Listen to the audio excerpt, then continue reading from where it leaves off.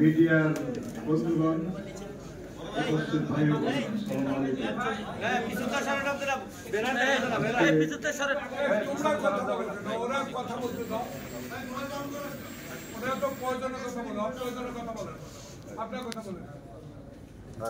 আজকে পবিত্র জুম্মার নামাজের দিন আমাদের সবাইকে যেতে হবে নামাজে, সময় খুবই কম আর আলোচনারও খুব বেশি কিছু নাই। প্রতিদিন প্রতিনিয়ত বাংলাদেশের বিভিন্ন রাজনৈতিক দল বলেই চলেছেন এবং আপনারা যারা মিডিয়া বন্ধুরা আছেন আপনারা তার প্রচার করছেন, প্রকাশ করছেন। যাই হোক, আমার বক্তব্যের শুরুতেই আমি তাকে ব্যক্তিগতভাবে একসাথে দল না করলেও শ্রদ্ধা করতাম শ্রমিক নেতা হিসাবে,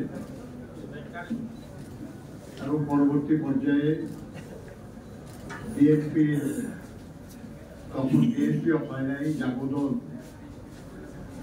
তার সঙ্গে মিলে জাতীয়তাবাদী ফ্রন্ট গঠন করে শহীদ জিয়া রাষ্ট্রপতি নির্বাচনে অংশ নিয়েছিলেন।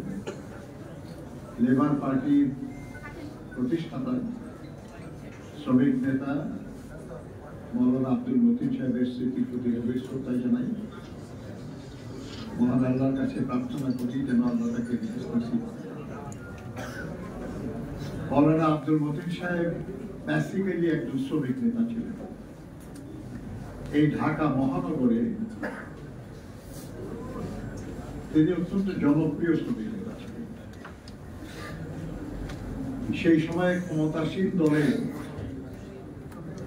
শ্রমিক সংগঠনের উনি প্রধান ছিলেন, কিন্তু রাজনৈতিক বিশ্বাসের কারণে তিনি আওয়ামী লীগের রাজনীতি পরিত্যাগ করেন, জাসদের রাজনীতিতে যুক্ত হন এবং আওয়ামী লীগ যখন গণতন্ত্রকে জবাই করে একদলীয় স্বৈর শাসন বাকশাল গঠন করেছিল তখন তিনি নিজেই শ্রমজীবী মানুষের কল্যাণের আকাঙ্ক্ষা নিয়ে লেবার পার্টি গঠন করেন। এই নামে এর আগে কোনো পার্টি ছিল শ্রমিকদের নামে পার্টি, এবং আজীবন তিনি শ্রমজীবী মানুষের জন্য কাজ করেছেন। এমনকি উনি শহীদ জিয়ার সঙ্গে যখন যুক্ত হয়েছিলেন তখনও শ্রমজীবী মানুষের কল্যাণের জন্যই তিনি নানা প্রস্তাব করেছেন এবং কিছু সমাধানের চেষ্টা করেছেন। আজকে তিনি আমাদের মাঝে নাই, কিন্তু তার দল আছে এবং আমি অত্যন্ত আনন্দিত সেই দলটি মৌলানা মতিনের আদর্শ থেকে বিচ্যুত হয় নাই। বরাবরই তারা বিএনপির সঙ্গে কখনো জোটবদ্ধভাবে কখনো যুগবদ্ধ প্রক্রিয়ায় তারা আন্দোলনের শরীক ছিলেন। তারা তাদের এই আদর্শ পরিবর্তন করেন নাই যে তারা গণতন্ত্র পছন্দ করেন, তারা গণতন্ত্রের জন্য লড়াই করেন। দীর্ঘ সময় ধরে লেবার পার্টি আমরা একসাথে কাজ করেছি। স্বৈরাচার বিরোধী আন্দোলন, ফ্যাসিবাদ বিরোধী আন্দোলনে লেবার পার্টি রাজপথে ছিল। আমি আজকে এই সুযোগে তাদেরকে ধন্যবাদ জানাই, অভিনন্দন জানাই।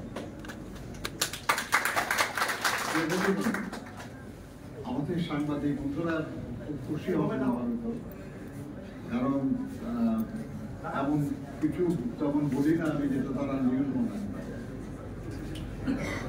কারণ সাংবাদিকতা আমি 1965, 66, 67 সালে সাংবাদিকতার সঙ্গে যুক্ত ছিলাম। আমাদের এখন যারা আছেন অনেকের হয়তো জন্ম হয় না। সাংবাদিকতা একটা কথা বলে যে when a dog bites a man, it is not a news. কুকুর তো মানুষকে কামড়াবে, তাহলে এটা কোনো খবর নেই। When a man bites a dog, it is a news. মানুষ যদি কুকুরকে কামড়ায় তাহলে ওটা খবর। এখন এই মানুষ কুকুরকে কামড় দেওয়ার মতো কিছু আমি খুব কম বলি বলে নিউজ কম হচ্ছে। এটা আমি আপনাদেরকে বলি যে বাংলাদেশের এই যে বিদ্যমান পরিস্থিতি, এই পরিস্থিতিতে আমরা কিন্তু কেউ কারো প্রতিপক্ষ না, কেউ কারোর সঙ্গে লড়াইয়ে লিপ্ত না। আওয়ামী লীগ যখন ক্ষমতায় ছিল, আমরা যখন গণতন্ত্রের জন্য লড়াই করছিলাম, তখন তাদের সঙ্গে যে সম্পর্ক ছিল, আমরা এখনো গণতন্ত্রের জন্য লড়াই করছি, কিন্তু এখন যারা সরকার আছে তাদের সঙ্গে আমাদের এই একই রকম সম্পর্ক না।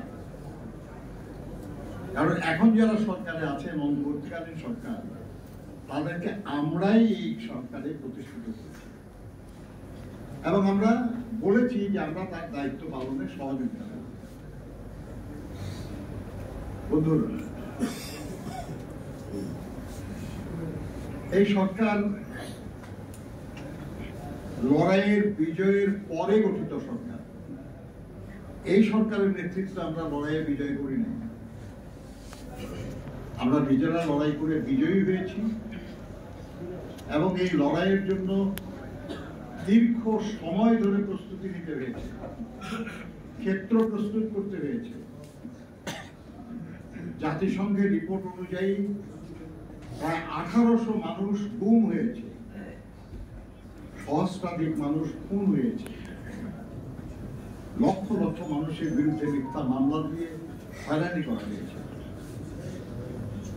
বাংলাদেশের এমন কোন গ্রাম নাই, এমন কোন পাড়া